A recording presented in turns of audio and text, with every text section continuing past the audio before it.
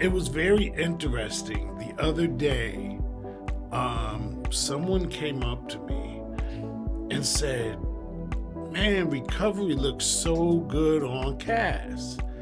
And I was taken back. I was like, well, what do you mean? And they were like, she's just got that recovery glow. Someone was saying that about you. And I see it. I think everyone sees it. I can definitely, I can tell, personally, I can tell the difference of, when I used to wake up in active addiction and, what I looked like in the morning. I look rough, right? I looked tired, exhausted, didn't want to be anywhere, genuinely had no real motivation for anything. And since I got clean and, since I came into recovery, I can wake up and guarantee, if I don't take my makeup off the night before, or, if I wake up and, I slept real good, then, yeah, I still got the lines on my face and my hair still looks crazy, but it's not the same look of exhaustion. And, it's not that same, I don't have that same mindset when I wake up every day of, oh, here's another day. We have to do this all over again. And that's been, a huge, not just relief, but I can tell how that changes, the course of my day in the morning, just from waking up like that and being oh, look, I get to live another day, not I have to live another day. And for such a long time, that was my mindset, is that, I have to live another day. Here we go. This is going to be as bad as it was yesterday, if not worse, because I'm going to still be dealing with the damage that I did yesterday.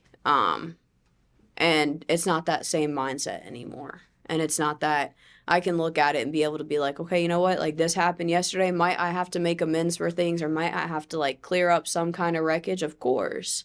Because it's not I do something on a Monday and then Tuesday it's all gone and everything's perfect and great. But it's definitely, it's changed the way that I start my day, the way I go about things, the way that living in that it's just for today, and it's not for tomorrow, it's not for yesterday, it's not for 2 weeks ago. And that doesn't alleviate all problems that I had in my past, and it doesn't alleviate all problems that I'll have in my future, but it at least keeps me centered on, you know what, I can only control so much, and I can only do so much throughout my day-to-day, and that's okay. So it gives you a stronger focus. Yeah, it shaped my focus in a different light. I think early recovery, I was so focused on, I have to fix every single thing that I did wrong. I have to go back, I have to fix every person that I hurt, I have to go back and pay back all the money that I owe my mom and that I owe my stepdad and all this stuff. And now, even though I know that that's not what they were expecting in that point in time, and I know that they understood it was going to be a slow process, I was in such a rush to fix all those things that I wasn't able to focus on, just being present with them and, being able to sit down and eat dinner, or being able to just have a conversation with my mom about what she watched on TV, or, what game she's playing on her phone, or did you see that this happened at the Grammys? That was not in my mindset. And since I have, devoted more time to my recovery, and, since I've been in the position of working, truly working on myself, and, looking at the things that, I know I either need to change, or that I need to change, but, I still want to hold on to it for a little bit longer because it feels safe and it feels comfortable. I've got a ton of those things, right? I can at least look at them and realize, okay, you know what? I'm acknowledging them today, and maybe I'll acknowledge them every day for the next 6 months, but on the first day of that 7th month is when it'll change. And it doesn't have to be an immediate, direct, I see that this is how I am, I have to change it the next day. If not, I'm a terrible person. Well, we can only work on so many things at once, right? So it's you have to almost prioritize your recovery, right? Mm-hmm. What does that look like for you?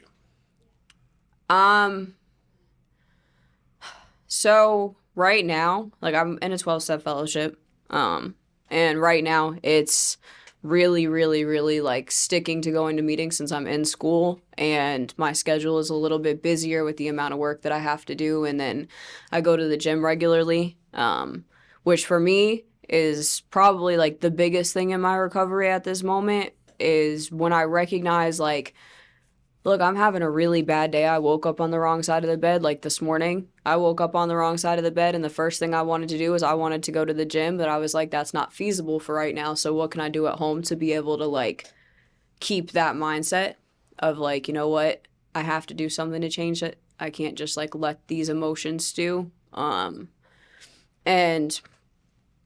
like that looks like meditating for me at this point. Like I never thought I'd be the person that was like, I'm going to sit down and like read some kind of spiritual book or like read the Bible, read something about Buddha. Like that was never who I was. Like I never enjoyed any of that. And like now I can take a step back and like read those things, allow myself to like meditate on them and then move forward through my day with the intention of like, I'm going to live the way that I want to today, not the way that I feel like I have to today.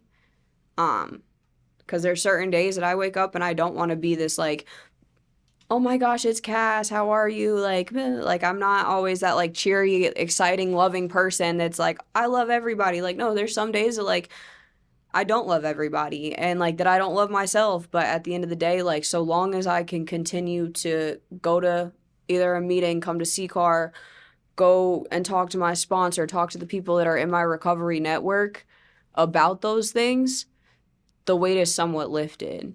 It's not fully gone, and I still have to do that work inside myself to make those things, lessen,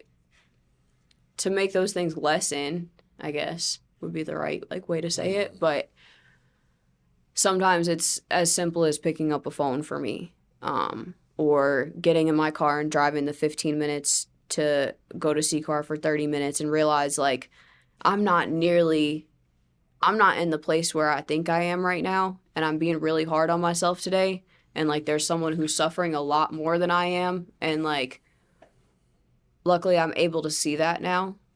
I haven't always been able to see that in my recovery. I've always I could stub my toe, and I stubbed my toe, but the person standing next to me just lost their mom or lost their dad, but I was having a worse day than they were. Right. And that's how, like, at this point, like I said, like, that's how I prioritize my recovery in the best way possible. Well, you know, I really, that was powerful stuff. One thing I really admire about you is you are a person in recovery who I see exercising like so many multiple pathways. Mm-hmm. And I mean, you just named like 3 or 4, Mm-hmm. right? But do you think you could maybe like get a little more in depth and possibly name the pathways you pursue? So I went to a 12-step meeting, right? And, like, that was my first experience with anything in recovery. When I was at, like, my emotional, physical, spiritual bottom, all those things. And I went through IOP, I went through therapy. Like, I still go to therapy regularly, because for me, it's not just addiction that ruled my life. There were so many other symptoms of that disease, right? Like my anxiety, my PTSD, my depression, like all of these things that stemmed from events that happened in my life while I was using or even before I was using. But therapy has been like a staple in my life for at least the past year and a half. And I've been in therapy multiple years before that, but I never took it seriously, right? Like I was like, okay, my parents want me to go to therapy, so I'm going to go and like I'm going to run circles around these people and not actually take the time to look at who I am and realize like, okay, you know what? Maybe I did cause a lot of these problems. And like, did I have events that made me act a certain way? Of course. But like, to shift that focus from those events made me act a certain way to now realizing like, okay, I could have controlled my reaction a little bit differently. I wouldn't have realized that without going to therapy. And yeah, I go to the gym a lot. I go to the gym more than I probably should, to the point where like I'm sitting here today and like was trying to get up off my couch this morning and like freaking had to like roll out of it like an old man. But I go to the gym a ton. I write all the time. I draw. I just finished that huge lion canvas, which I am so excited to paint. And that's something that like I didn't do before I came into recovery. Like I would draw and like had like all the books and like but they would sit on my counter or they would sit on my bookshelf and like I wouldn't pick them up. Like I would tell my parents or tell my mom like I really, really want this and like I really want to get into this, and it would stop there. Like the supplies would get bought and I would use it for 30 minutes and then I would put it down and never touch it. And so like I made a devotion to myself within the past 6 months of like I'm gonna at least try every day to, even if it's just like adding a single line to something, or like even if it's just like doodling in like a notebook, and it might end up looking like a 5-year-old drew it, but like I don't care. Like this is something that brings me peace. I enjoy it. I enjoy being able to like make a mistake and fix that mistake in that moment, because that instant gratification is so big and so high in so many areas of my life that this like being able to fix it and have it be exactly how I want it, that's good for me. And like that allows me to have some kind of control over the things that are right in front of me when I know that in reality I don't really have control over much. And I think and like meditation has become like a huge part of my life, and music. Like I listen to everything from freaking like hippie old people music. I say old people like that's not real. Ages all in your head, is like my mom likes to tell me. She says it's not about how old you are, it's how old you feel. But I listen to like everything from like the Grateful Dead to whatever new rap song that just came out, or to whatever new country song just came out. And I have a serious belief in the universe, right? Like I have, like honestly, like every single thing happens for a reason.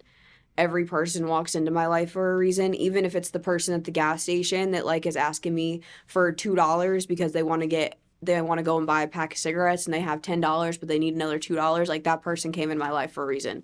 Maybe it was to like give them the $2 so that way in a week from now I find a $20 bill on the ground. Or maybe it's to not give them that $2 because they're not going to buy a pack of cigarettes, they're going to buy a bag of dope. And every single person, every single situation happens for some reason.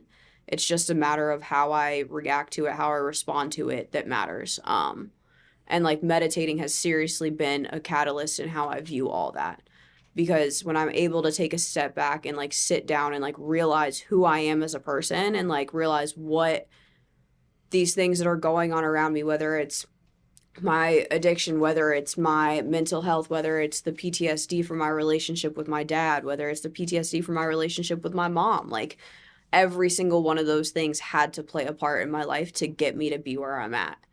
And meditating and reflecting on a lot of different principles, whether it's religious principles, spiritual principles, like whatever, however you want to say it, however you want to view it, that's been like a huge, huge part of my routine that allows me to take a step back for the day in the morning and start my day right. And then at night, close my day on like a positive note. Cause it makes, I don't know, it's like a little bow on a present. Like you can wrap the gift, and me being the gift, I could wrap it with all these things that happened in my day. And like, it looks gorgeous. It looks beautiful. It looks like it's been a good day, but there's something missing, and it's that final knot that makes the bow look perfect. And that's how I view like my meditation routine, is like once I pull that string, like everything falls into place and it's good. That's got to be a great feeling. You know, in recovery, we talk so much about powerlessness, right? Mm-hmm. Like, you know, I'm powerless over my addiction, right? And you spoke to that, right? But I also heard you speak about so much power that you have, that you're able to, over the things you can't control, which is mainly you and your reaction to these situations and how you process them. Yep. Right? And there's freedom in that. So I'm hearing you talk about the powerlessness and the power that you can have, which can somehow, you know, build you back up to the person that you are in recovery. Yep. And you talked about music. And I'm curious to know what's the difference. Do you notice the difference between how you listen to music, before recovery and after recovery, and now after recovery? Oh, yeah. What's that? 100%. So really quick, I'm going to speak on like the powerlessness and like the powerfulness. Like when I came into recovery, I thought powerlessness was like a sign of weakness, right? And like I was so unwilling to accept and like relinquish that control of anything, because I was like, these people are going to think that I'm weak. Like I have to have this shell around me that everybody thinks I'm like this tough person that can get through anything and everything. And like they have to know that like I'm strong in this, that, and the third. And like in reality, it was just hurting me. So I realize now like being powerless and feeling powerless over situations are two separate things. And I can be powerless over a situation, but not feel like I'm powerless over the situation. And I think what I mean by that, because that can get a little bit confusing, right, is like in reality, you could look at me right now and you could tell me that I'm the worst person in the world, right? Which I know you would never do, but you could. Or we could have an earthquake and next thing you know, we're stuck in Hartford, Connecticut, and I've got a dog in Norwalk, Connecticut that I'm like, oh my God, like, what am I going to do, right? So I'm powerless over the situations that occur in my life. I'm powerless over the places in my life. I'm powerless over the people in my life, but I'm not powerless over how I respond to them. And I'm not powerless as to see them and to feeling powerless is very different than being powerless. And I get into this conversation with people that are just coming into recovery all the time because they're like, I don't want to admit that I'm powerless over something. Like that makes it seem like I'm just like this weak-minded individual who can't take and deal with anything. And I'm like, no, like there's a difference, right? Like when you feel something, like admitting that I cannot use drugs safely, admitting that I cannot control how you respond to me, it's a good feeling. It's a feeling of freedom. Yes. Like it's not a feeling of being, I used to think like, oh my God, like that's terrible. Like I want to make that person respond this way. I'm going to say what I need to say to get the reaction out of them, right? And like, what did that do? Like it just kept spiritually binding me. It kept tying that knot tighter and tighter and tighter to the point where like I then was freaking out because I didn't feel like I had any control at all over my life. But in reality, it's a freeing feeling. And I know I just went on a tangent. You asked me about music, but no, it was great. That was truly like, because it was like powerless and powerful, and you just embody that. Like I get it. Yeah. So the music question, like the difference between what I listened to before recovery and now, and like how I felt about it before recovery and now. I have this conversation a lot, actually. I'll be at the gym now, right? And like, I'll have a song come on. Like, I'll listen to like worship. So before I come and speak or before I come and do anything service related for my recovery that involves any other person, or even like if I'm doing step work, or sometimes if like when I'm getting ready in the morning, I listen to worship music, right? Like, even like me saying I listen to worship music 2.5 years ago, you would have caught me dead listening to anything to do with any kind of higher power, God, Jesus, whatever you want to consider it, right? Like that was never in my book, like at all whatsoever. And I can go back and like scroll through my playlist from what my music selection was before I came into recovery, and it was so angry. Like it was so angry. It was about drugs. It was about getting money and robbing people and like having a bunch of girls do whatever, like all this crazy stuff, right? And like now I take a look at it and like majority of the music I listen to, like it's pretty happy. Like it's either happy, like sometimes yeah, it's still angry, don't get me wrong. Like I love when I'm at the gym, like I love to listen. I tell people all the time, I'm like, let me get angry while I'm here, let me let it out. And as soon as I get in the car, what's the first thing I'm throwing on? Most likely it's either country music, Dead and Company, or some kind of worship music. And it's why? I don't know.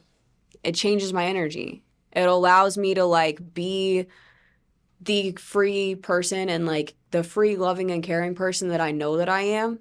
But when I listened to, and I used to make fun of my mom all the time, right? Like, and I just had this conversation with her about it probably like 2 or 3 weeks ago, actually. Like, she used to tell me, like, no wonder you're so angry. Like, you listen to all this, like, you listen to what she likes to call it murder rap.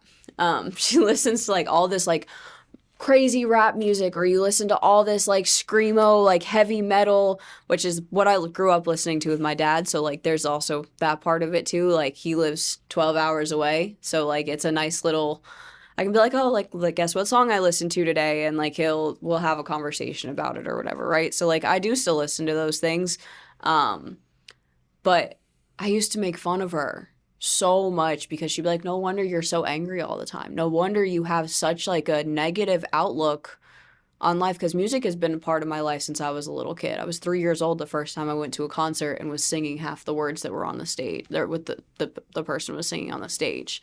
And so that's been a staple in my life consistently. But over time it started to change. And like as my active addiction picked up and was seriously like, when I was close to hitting my bottom, like there was nothing happy about what I was listening to.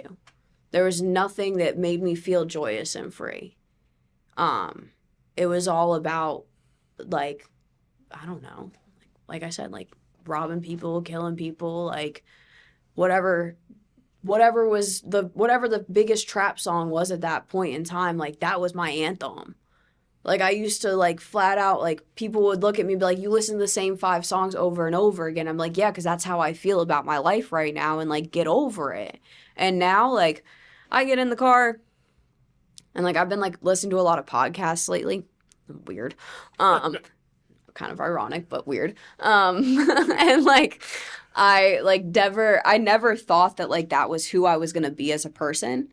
And so, like, I'll wake up and like I'll start my day with like there's like this like meditation podcast that comes out at like 6 o'clock every morning, and I listen to it for like 20 minutes, and then I go and listen to like worship music, or then I go and listen to country, and like the things that like make me actually like they make me healthily distract myself from the fact of that like there might be those negative thoughts that day, instead of continuing to feed into those negative thoughts.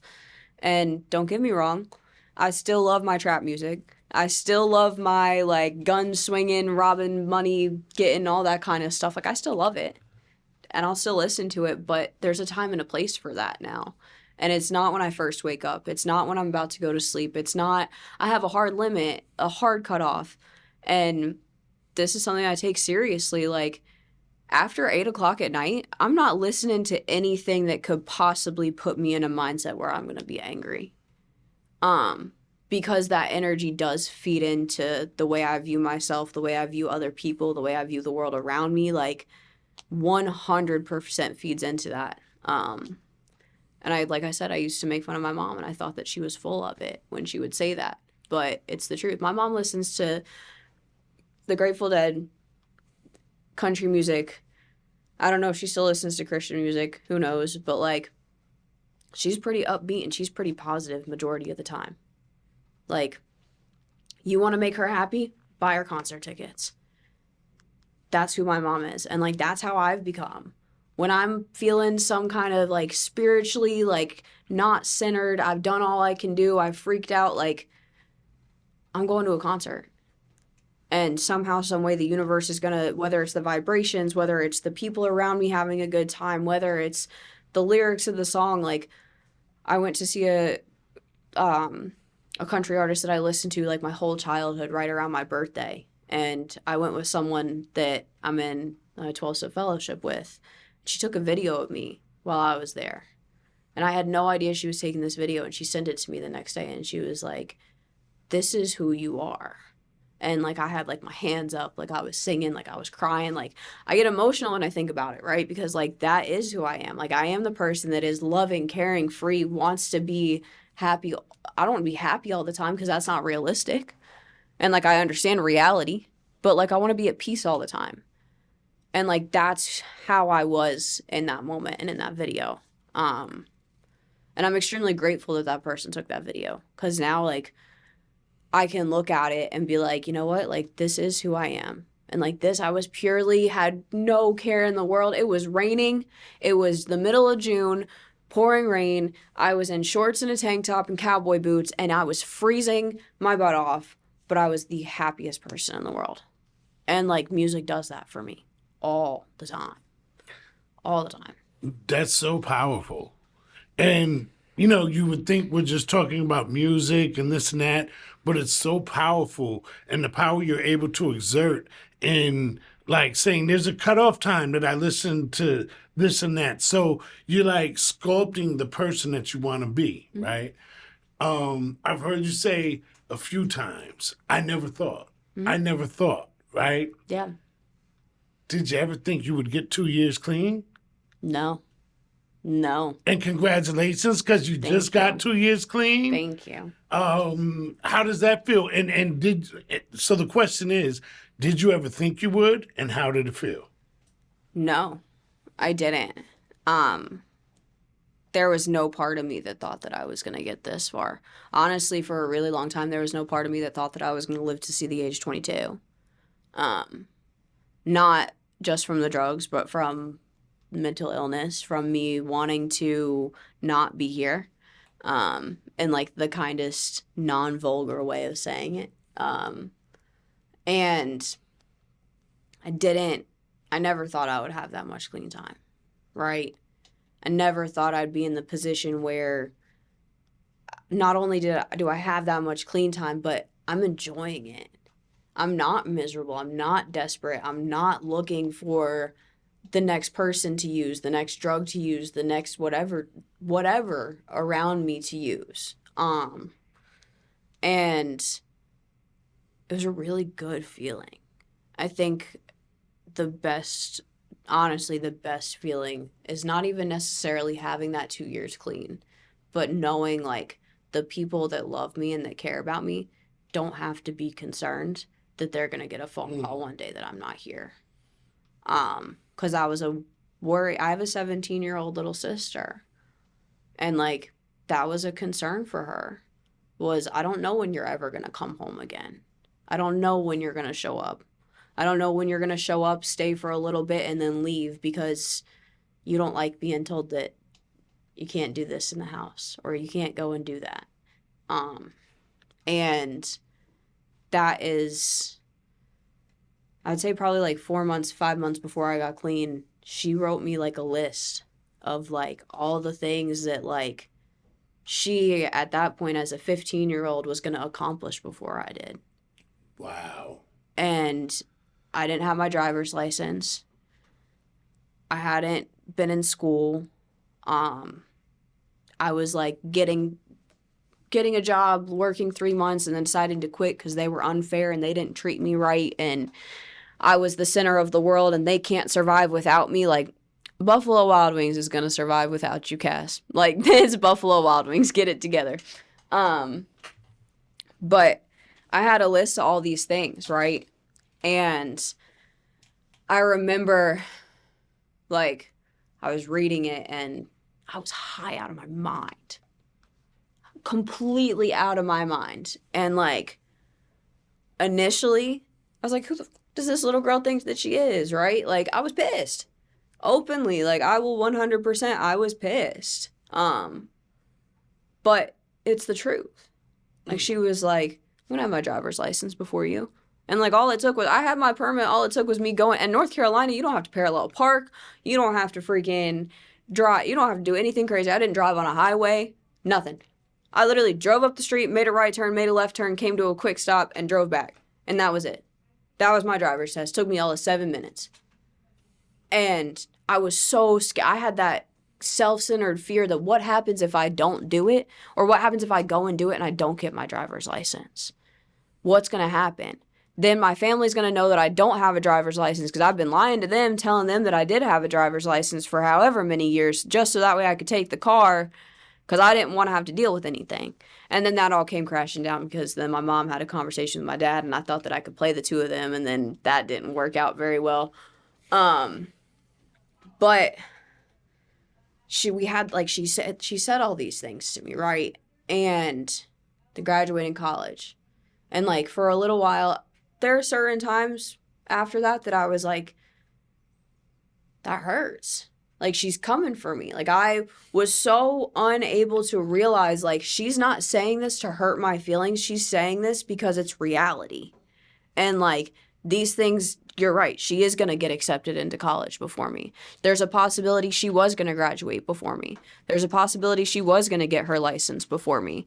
Like, she was going to hold a job for longer than I did. These were all possibilities because of how deep into my addiction and how deep into, like, just unable to accept the fact that, like, I had a problem and I was the only one who could fix it. And I didn't think like that. I thought that everybody else was the issue. I was perfect. Like, talk about walking on freaking, like, everybody around me should worship who I was. Because, what do you mean I'm Cass? Like, I've been through all these terrible things, like, and I've gotten through all these terrible things. So, like, you guys should be so proud of me that you look the other direction when I don't do things that are, like, moral standards, like not lying to your family or, like, showing up for your sister because she's your sister and, like, you love her and, like, she's saved your life multiple times, like, without knowing it. Like, the things that now I look at and I'm like, holy crap, like, I can't believe I didn't do that. But all of those things, like, and knowing that now, like, I share my location with my mom. She used to check it. She didn't hear from me. She would be tapping that little icon button and looking at where I was at. Now, she's like, I don't look at your location. She's like, where are you going to be? She's like, you're either at a meeting, you're at home, you're at the gym, you're at school, or you're at CCAR. Like, those are the places that you go. And if I look at it and you're somewhere different, it's the grocery store. Like, there isn't that concern. There isn't that fear in her anymore. Don't get me wrong. She's my mom. She's always going to worry about me, right? But, like, there's not that fear.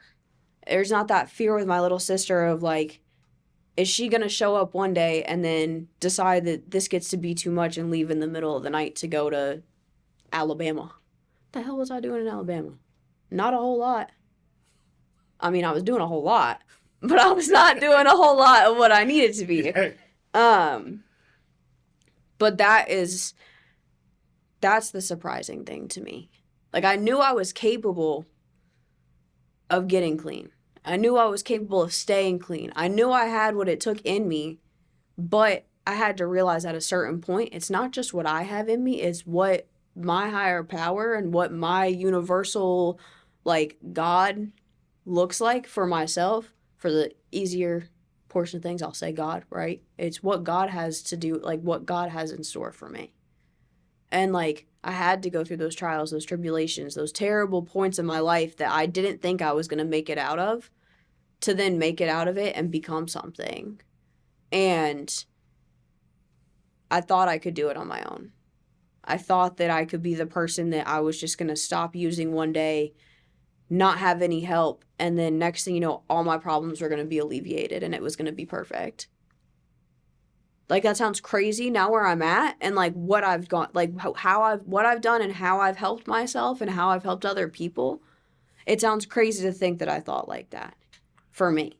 Because I'm like, there's no way that I could have done any of what I've done for the past 2 years of my life without the help of other people. And that's, yeah, I don't know. I can't believe I'm here at all. I can't believe I'm here and, like, willing to speak about it either. Like, that's really the craziest part. Like, I have people ask me all the time, like, hey, you have a really good message about recovery. Can you come and speak at this meeting for me? And in my head, I'm like, you want me to come and speak for you at a meeting? Like, what are you talking about? Like, that's crazy. But it's the truth, right? Like, I've worked hard on myself now. I have something to be able to show for it. Yes. Maybe I don't have the job. I'm not done with school. My sister might graduate college before me. That's a possibility. But I have my driver's license. I live on my own. I go to meetings. Yes. I care about myself. I care about the people around me. And, like... And you're in college. And I'm in college. So, like, that's what's up. But that's, I think... I'm not surprised about my clean time. I'm surprised about the outcome of my clean time. Mm. And that's really, like, they tell me all the time, clean time doesn't equal recovery. And that's the truth. I know people that got 30-something years and they still act like they got 2 days because they never recovered. They're not in a process of recovery. I'm in a process of recovery. I don't just have a bunch of days that have been strung together and I'm not doing anything for myself. Like, I do the things that I need to do for myself. And the outcome of my clean time, that's what matters. And I'm content with the outcome of my clean time right now. And if anybody else isn't, that's on y'all. Don't bring that over here to me because it doesn't matter to me. I view myself, I view my recovery, and I hold that to the highest standard. And if nobody else does, that's okay. It's not about them. If I am a selfish person in recovery, I'm selfishly selfless. I tell people that all the time. I am quick to help somebody. I'm quick to listen to somebody. I'm quick to be there for somebody. But you think that I'm going to not eat for 3 days while I'm feeding 3 people for 3 days? You're out of your mind. I'm going to eat. And I'm not talking about food. I'm talking about life, period. I'm going to eat. And then I'm going to extend my hand. And I've learned that through being in this process. So, I don't know. Yes. What a bold, daring, compassionate, and loving way your sister expressed that to you. Yeah, dude. Almost like kudos to her, but also kudos for you for being a champion, for, and actually manifesting that. And like, we're standing here right now. So you say, like, I'll stand on my recovery and I'll take what I've gotten, but it's come with a lot of work. But you're getting all the benefits. I'd like to hear more about how your relationships have changed in recovery. Oh my goodness. They're night and day, right? Like, they are night and day. I get really emotional when I talk about this stuff. I'm not gonna cry though, because I don't do that on camera. But It's okay. I'm not gonna do it. But my relationships have changed immensely. I'm going through a really tough time with my family at home right now. There's a divorce going on, and there's all kinds of stuff, right, that I could view it as, and I did view it as my world was ending. Like, I just got back into good graces with my sister. Like, I just got back into good graces with my mom, with my stepdad, and, like, now next thing you know, like, I'm having to manage and balance all these relationships, not in one environment, but now 2 environments. So to begin with, I felt like, well, I just put in all this work for nothing, right? Like, I just put in all this effort and it's not being seen because I'm the reason they're getting a divorce. No, let's be real. Not reality at all. And with that being said, like, my relationship with my mom, completely different. Like, I went over to her house last week and we were having a conversation about, like, she loves getting involved in my love life. I don't have one, but she loves getting involved in my love life. And she asked me if I was on or using any dating apps. And, like, I was like, this is a weird question. Like, I don't know if I like this. And so we're talking and we're laughing and this, that, and the third. And she's like, well, let me see it. Like, I want to see what your dating app looks like. And I was like, oh, okay. Like, I don't have it on my phone anymore. I've deleted it. Like, I'll re-download it and just show you because, I don't know. Like, I've never been able to do that with my mom, right? Like, I've never been able to, like, every relationship that I was in, romantic relationship, was so toxic, was so abusive, mentally, physically, spiritually, emotionally, all of it, that, like, now I'm able to have a conversation about, like, the fact that, like, I don't need to be in a relationship and I'm happy with where I'm at. And, like, I can talk to my mom about the fact of, like, yeah, I think that this person is attractive. And, like, that's my mom. Like, and on top of that, too, like, I sent her, this is really funny. I sent her a video and I was like, and it says like, did you ever think that when you had me that we'd be dating people at the same time? Wow. And she was like, ha ha ha. Like, she's not dating anybody, right? Like, she's like, I am living my best life. I'm traveling. I'm doing what I want to do. But like, it's a cool thing for me to be able to sit there and have that relationship with my mom. That like, I can talk to her about those things. And like, I'm not scared to talk to her about those things. I'm not scared that she's then going to ask me, like, what did he do? What went wrong? Or are you sure that this person is the best thing for you? It's not serious conversations all the time. I'm able to laugh. I'm able to go up and sit on my mom's couch and like watch TV and enjoy my day with her. And that was something I couldn't do 2 years ago. That was something I couldn't do 6 months ago, 9 months ago. Did you even think it would be ever possible? No, not at all. I've told my therapist 1,012 times, like, my relationship with my mom will never change. Ever. I've said that to you. Right. I've said that, like, I've said that to you. Like, I was thinking about some of the past stuff, and then I'm hearing you talk now, and I'm just like, wow, this is amazing. Yeah. I've said those things to you. Like, I was kicked out of my parents' house based off of very understandable reasons, right? There were certain things and certain behaviors and attitudes that I was acting on, being clean, that I still, like, I wasn't right. I was not in a good headspace. I was kicked out of my parents. I walked in. I remember I walked into CCAR. It was like the third day I was there. I was like, Jason, I got to talk to you. Yes. Like, this is what's going on. What am I supposed to do? People were trying to get me into a homeless shelter. People were trying to get me a job, trying to get me places, because I never thought that stepping foot in my parents' house and being able to live there again. 2, being able to go and visit and enjoy my time there was going to be possible. I swore up and down my relationship with my mom and with my stepdad, they would never, ever, ever change. If you could put a price tag on it, what would it be? A price tag on it? Yeah. Priceless. Exactly. Like 100% priceless. Like, I tell people this all the time. My mom is my best friend. She's gonna listen to this and start crying. I'm putting money that I will put money on. But I used to tell people, like, my mom is my best friend, right? But we're so similar that we clash, right? And I never thought that, like, it was gonna evolve into us being able to, like, don't get me wrong, we still have our little arguments, of course. That's my mom. She tries to tell me what to do. I'm 24 years old. I'm like, don't tell me what to do. And she's like, I'm your mother. And I'm like, you're right. Like, but now I can say, okay, you're right. And throw my hands up and be like, you know what? I'm going to let you have that one. I would never, ever, ever thought I was going to be that person. But yeah, it's priceless. It's the same thing with my dad.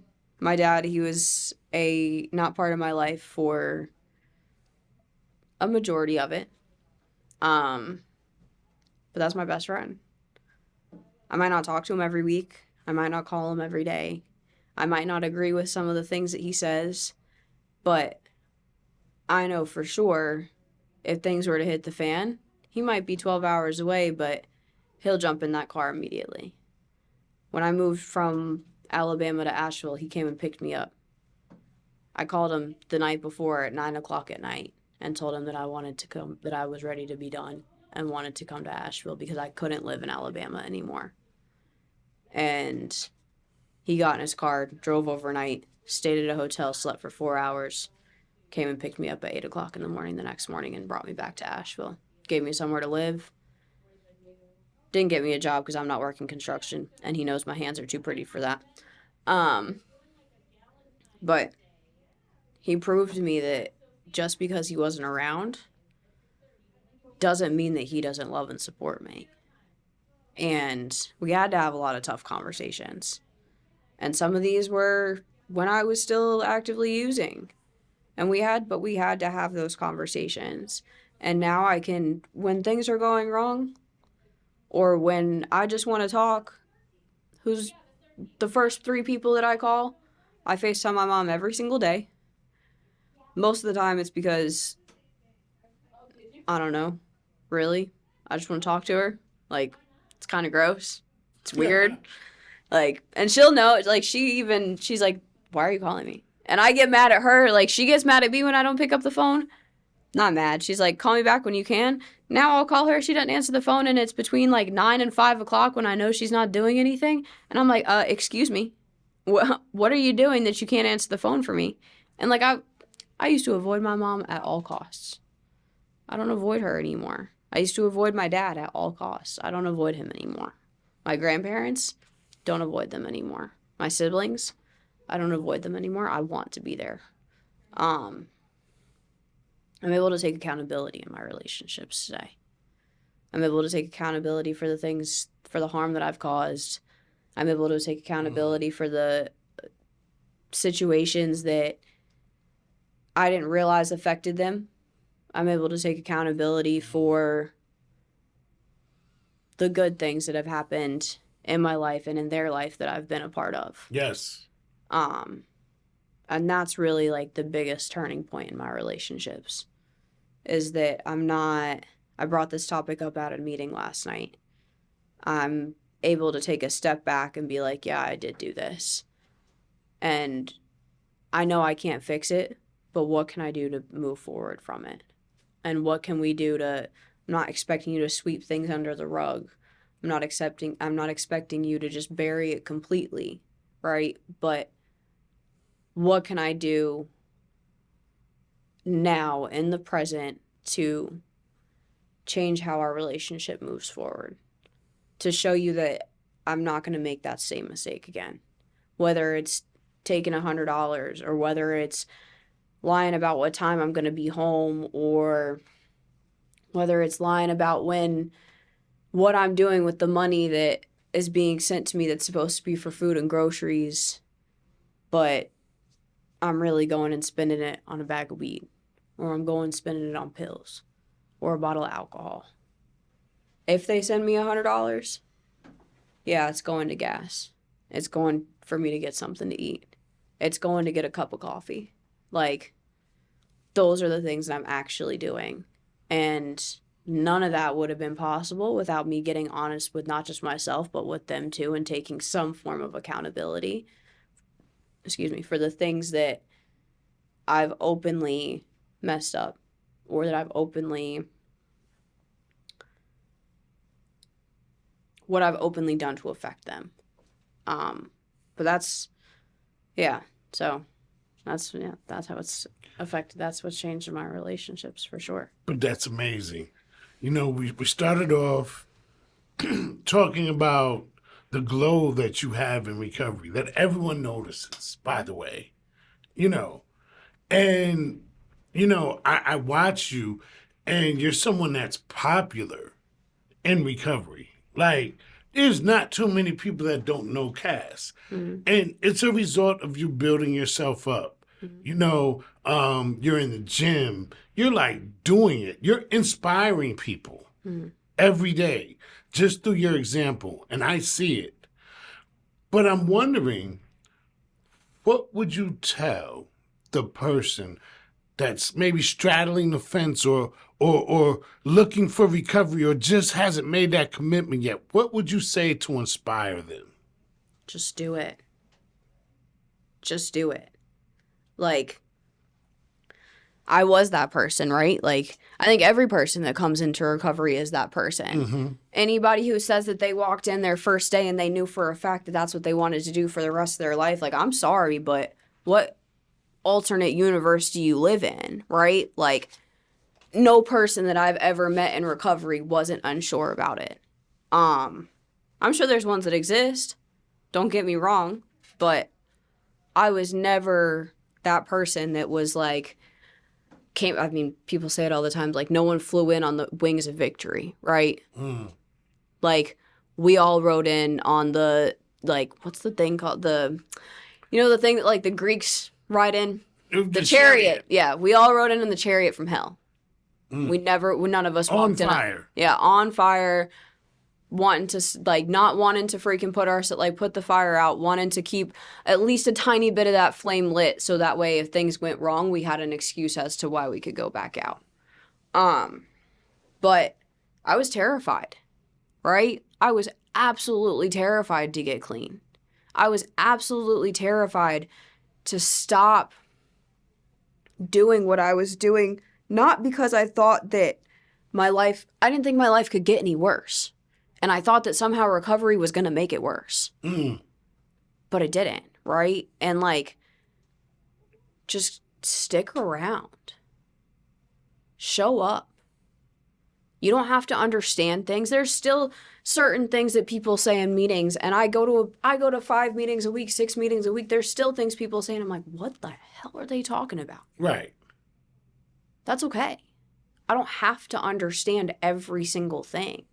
So long as I can come in, be open with what's going on in my life, be honest about what's going on in my life, be open to taking suggestions, and then be willing to take those suggestions and make a change with them, that's all I have to do. That's all I have to do. I don't have to come in and be this perfect person. I think people get recovery mistaken, that when you come in, you become like this, like, perfect, walk the straight edge line, like, recovery police officer, that, like, everything in your life is going to be beautiful, happy, free, peaceful. No, like, life is life. Bad stuff happens. I have a family member who's in jail or who's in prison right now that has developed, like, he's battling with opioid addiction. He didn't go in there on drug charges, but he's battling with opioid addiction, right? And I haven't talked to him. My family's talked to him, but he's struggling. And everyone's coming to me. You know, like, you know how fucking awesome that is? Even though I might not be talking to him, but my dad's calling me being like, hey, what am I supposed to say to this person right now? Because you know what it feels like to have to detox better than any of us do. What do I tell him? And all I can say to anybody who walks in the room or to walks into any detox, rehab, prison, anywhere, just fucking stay. Yes. Like, it's going to be hell. I'm not denying any of that. I'm not denying that you're going to feel pain. You're going to feel pain, 100%. But when you walk into a recovery environment where everyone is supportive, where everyone wants you to do better, people are going to allow you that pain, but they're also going to pull you up. They're going to look at you and be like, you know what? You're going to be okay. But you can't get to that point unless you at least allow yourself the chance to try, right? There's a quote by the Dalai Lama that, like, I tell this to every newcomer, every person who's just walking in. Like, pain is inevitable and suffering is optional, right? And for such a long time, I was like, what do you mean suffering is an option? Like, suffering is optional? Like, no matter what, if I get a finger cut or if I get a paper cut, is that pain going to last forever? No. Did I get a paper cut? Yeah. So that pain was inevitable. It's not going to just not hurt because I got a paper cut. It's not just going to be like, oh, well, you're going to be fine. No, like, I'm bleeding. It stings. It hurts. I don't enjoy this. But am I sitting there and 45 minutes, an hour later, looking at that paper cut and still being like, oh my God, this hurts, this is bleeding, this, no. Why? Because I'm choosing to not suffer. I used to be the person that I'd get a paper cut and I'd sit there and I'd stare at that paper cut all day long, and that'd be the reason why I couldn't go into work. Right? Like, because I had some inconvenience happen in my life that I was going to allow that pain to bleed out into every single aspect in every single area. And that's how I thought recovery was going to be. I thought I was just going to continuously be miserable. And, like, they tell you all the time, like, you'll have a life beyond your wildest dreams. I don't have a life beyond my wildest dreams yet. But when I say that, I mean, I don't have the house, I don't have the degree, I don't have the materialistic stuff. This isn't about materialistic stuff. This is not what recovery is. I know plenty of people that are happy, joyous, and free in recovery, and they live in their studio apartment with their dog.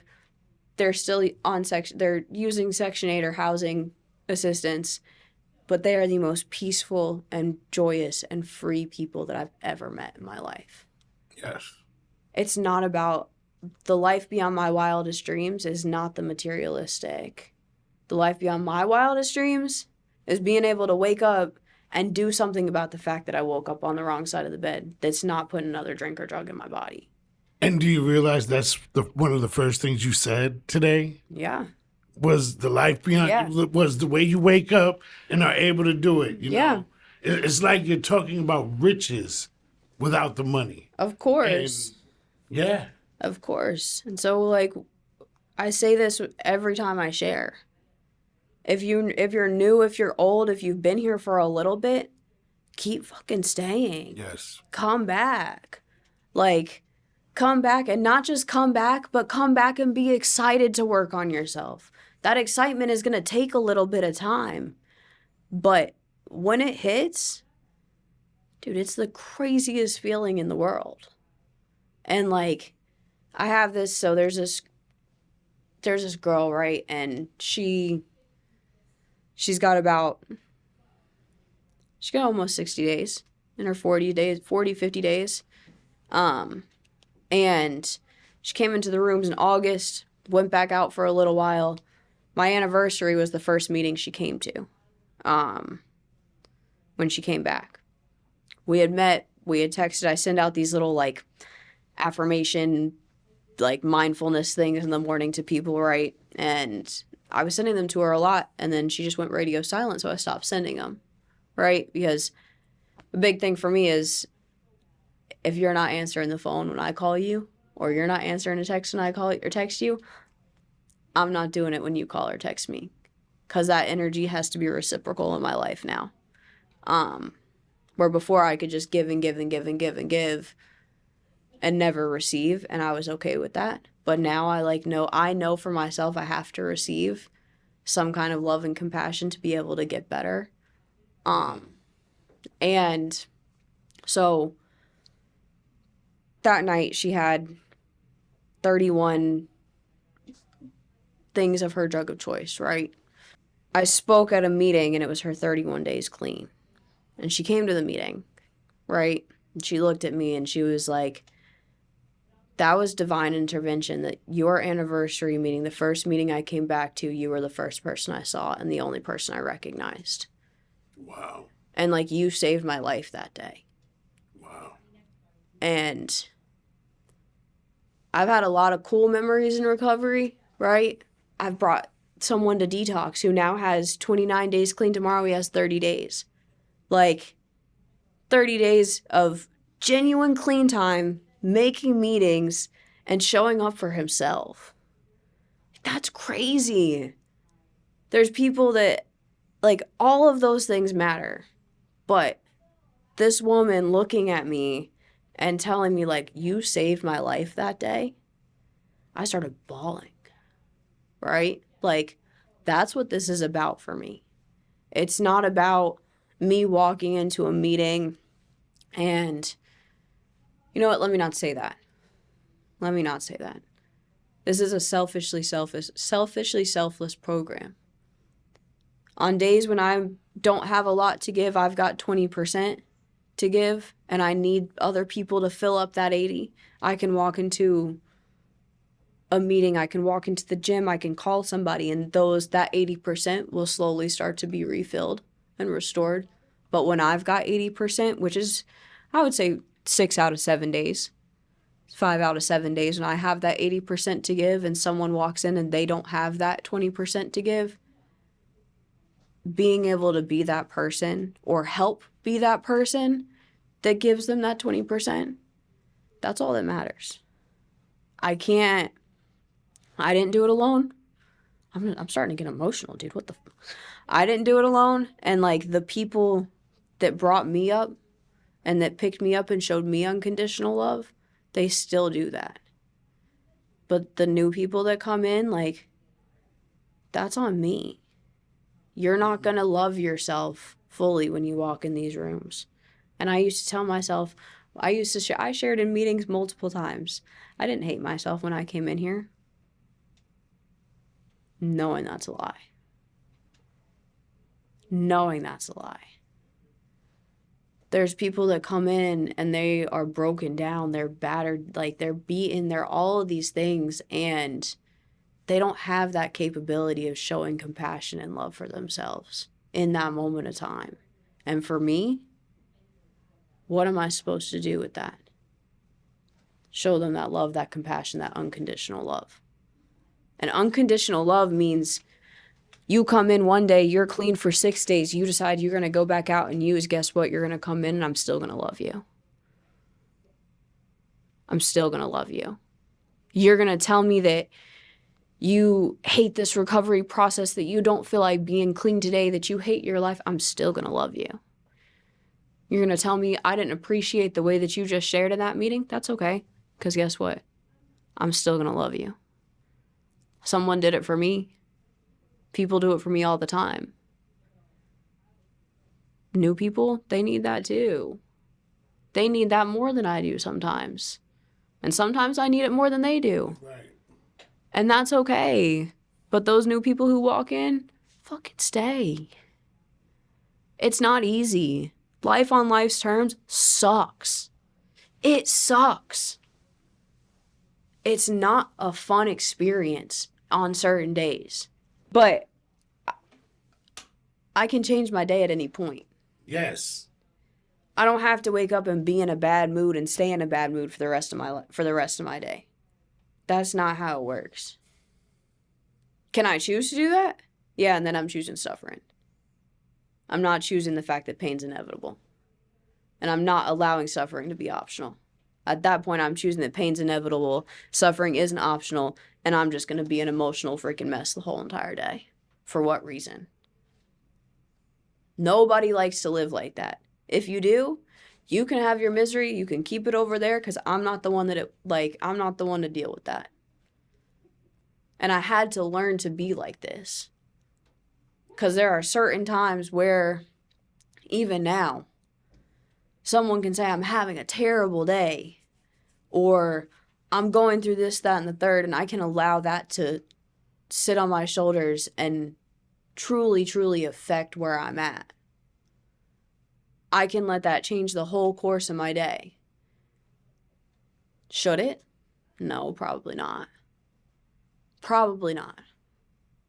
Don't get me wrong. If there's a death in the family, if there's something that's seriously going on, if my mom, knock on wood, I don't want to knock on wood for real, but like knock on wood, like if my family ends up in the hospital, if something happens, is it understandable to be in a bad mood, to be sad, to be hurt that whole day? 100%. I have to allow myself that pain, but I don't have to stew in it. I don't have to continue to be miserable all day long. I woke up and I was upset and I was angry. Why? Because my dog wanted to go outside earlier than I wanted to bring her out. That's why I was upset this morning. I was upset because she doesn't want to eat unless I sit there and watch her. So that meant I couldn't go and lay in my bed for another 10 minutes. I have a couch with a blanket and a pillow on it. Why can't I lay on the couch? I have a dog that I've had for 5 years that is literally like peace and joy every time I see her and absolutely adores me. Can I find it annoying that I have to watch her when she eats? Yeah.